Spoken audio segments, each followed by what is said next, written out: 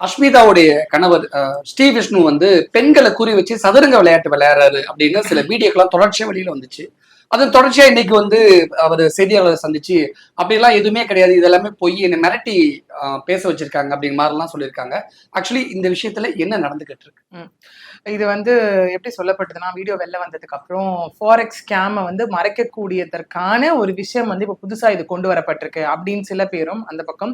இன்னும் சில பேர் அது எப்படி வந்து நெட்ல பேசப்பட்டுச்சு அப்படின்னு பாத்தீங்கன்னா, அவர் நிறைய இன்னைக்கு வந்து பிரஸ் மீட்ல வந்து நிறைய கூட சொல்லியிருந்தார் அந்த இடத்துல. இந்த மாதிரி வந்து என்ன 1 கோடி கேட்டு மிரட்டினாங்க, அதாவது நான் உன்னை விட்டுறேன்னு சொன்னாங்க, காசு கொடுக்க சொன்னாங்க, அதுக்கப்புறம் எனக்கு வந்துட்டு அவங்களே தான் இதெல்லாம் பண்ணாங்க, நான் எதுவுமே பண்ணல. ஐ மீன் திரும்ப வந்து ஃபாரெக்ஸ் ஸ்கேம்ல என்ன விக்டிம் ரோல் எடுத்தாரோ அதே விக்டிம் ரோல் தான் இங்கேயுமே எடுத்திருக்காங்க.